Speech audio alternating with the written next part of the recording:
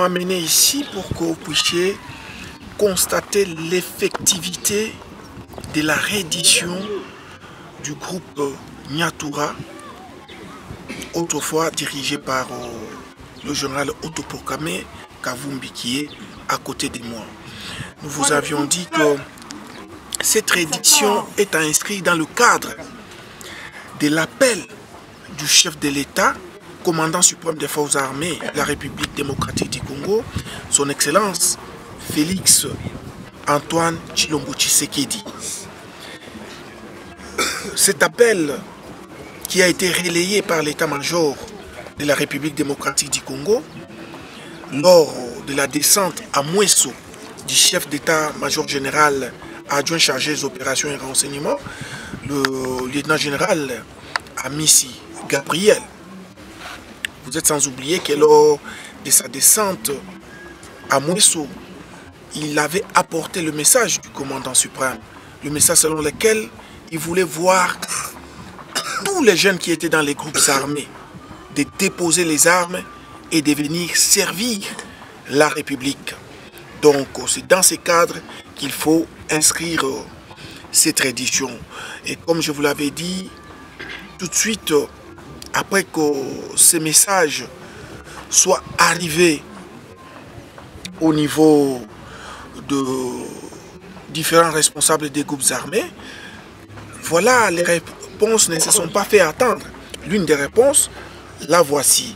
Donc, le commandant secteur opérationnel Nord Kivu Sokola 2, le général de brigade Tcharingo Zandou Jacques, continue avec des sensibilisations, mais aussi avec la traque pour faire en sorte que toute la jeunesse puisse revenir à la raison et qu'ensemble, on puisse reconstruire nos territoires, nos villages, nos provinces et ainsi travailler pour l'émergence de la République démocratique du Congo. Quel est l'essor les amis Nyatura ont suivi? Ben écoutez, la première des choses, ce que nous devons dire à nos amis qui continuent à rester dans la brousse, c'est qu'il y a un temps pour toute chose.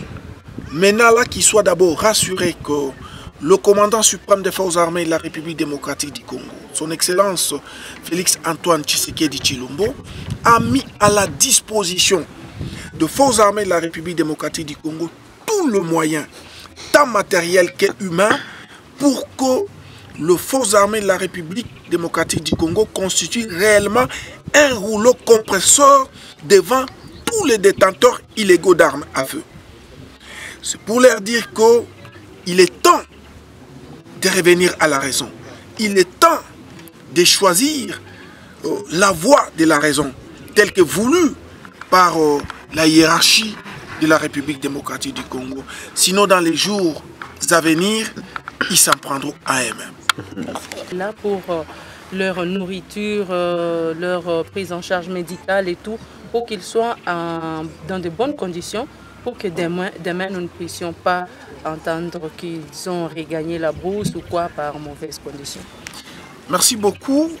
D'abord, au regard du cadre, vous voyez le cadre qui a été aménagé pour recevoir ces frères qui étaient autrefois égarés. Vous voyez le cadre que la République a aménagé pour les recevoir. C'est-à-dire qu'ils sont pris en charge par la République. Et la République ne peut pas échouer, n'est-ce pas, à prendre en charge ses propres fils. La preuve la plus éloquente, c'est que c'est dans un bon cadre aménagé par la République pour les recevoir.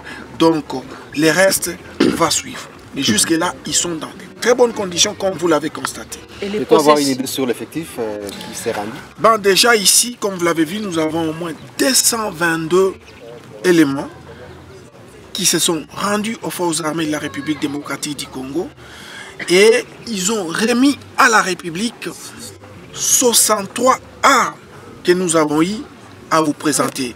Un arsenal important. Et le processus de dérançoir, ça commence quand et comment? Vous savez déjà que c'est un processus qui est en cours. Donc ça ne va pas tarder, c'est tout de suite. Ils vont suivre ces processus. Il leur sera accordé aussi la chance de choisir. Si parmi eux, il y a ceux qui veulent bel et bien intégrer les forces armées de la République démocratique du Congo, il y a un processus quant à ceux. S'il y a ceux qui veulent rentrer à la vie civile, il y a un processus quant à ça. Mais du moins, ce qui est beaucoup plus important et plus rassurant, c'est que toutes les dispositions sont prises pour que ces jeunes frères autrefois égarés se sentent prise en charge par la République démocratique du Congo. Nini? Asante sana ndugu. Cha kwanza ambacho unapasha jua ni kusema kwamba tunakuja ili ninyi wapasha habari mpate kuona kabisa kwamba huyo ambaye alikuwa zamani rebel, huyo ambaye alichukua silaha kontra nchi yake, tayari ametia silaha chini, anaitika mwito wa rais wa Kongo na mkuu wa majeshi Mheshimiwa Felix Antoine Tshisekedi Tshilombo. Unajua shida ama shaba ya rais ambao ilikuwa relee na Etat Major ya Republique Democratique du Congo wakati mkubwa makamu wa majeshi alifika Mweso, ni kuona kama watoto wote wa nchi ambao walichukua silaha wapate kutia silaha chini na waje watumikie nchi yao, kusaidia village za kwetu, kusaidia materitoire ya kwetu, kusaidia jimbo letu, na kupitia hiyo kusaidia nchi yetu ili ipate kuendelea mbele. Ndio kwa maana leo vijana ambao umeona hapa ni ambaye waliitika mwito wa rais wa Kongo, wametia silaha chini na wako tayari kujiacha kumikono ya Republique ili iwatumikishe gisi inapenda. Na huduma ni kwamba wamehudumiwa ipasavyo kama wengine, sababu hali kimaisha ni gani ambayo wamepitia hapa?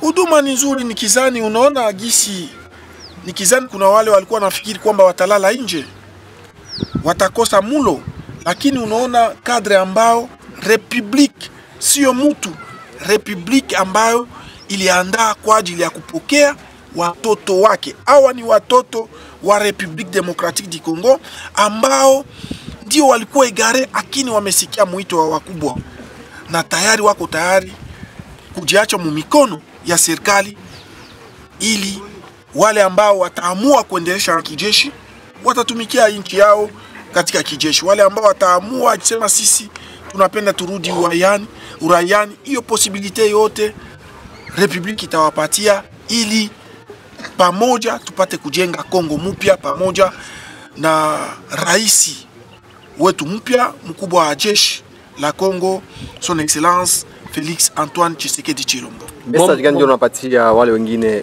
wa rebel wenye wangali ndani ya pori?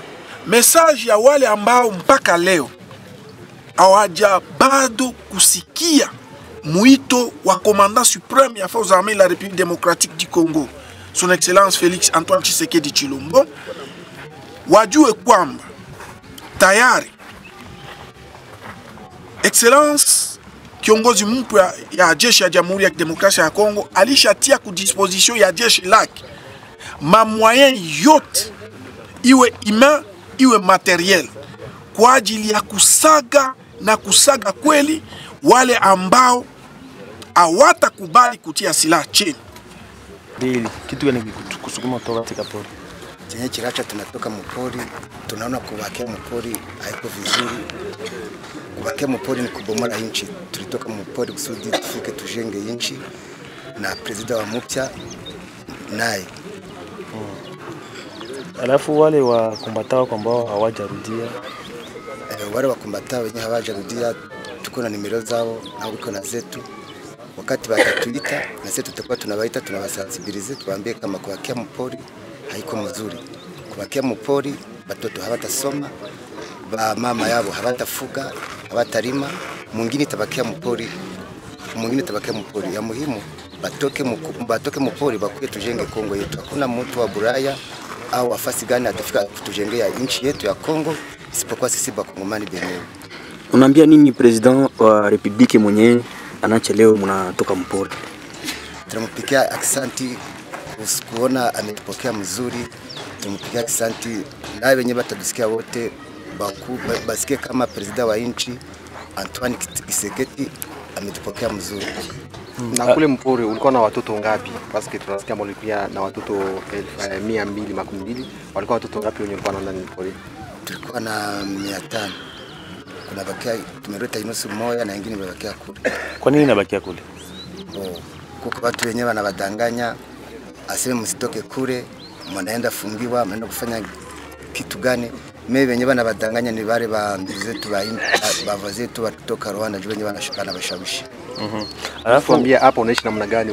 Umefungwa ama uko au fungwe? Uko unaishi vizuri? Yes, fungwe niko huru kabisa. Eske na leo bakasema keno Kavumbi bana mudemobiliser au Kavumbi anaingia mjeshi, utakamata decision gani? Wewe kibinafsi kwanza. Hapana matrupe zako. Hapana, mimi nitaingia nani mjeshi. Kwa nini? Juu nitumikie nchi yetu. Wanaeleza kama wanajeshi wa North Kivu hawataki kutoka ndani ya province yao. Ikafika kama wewe wanakutuma fasi nyingine, utaitika kwenda? Nitakubali.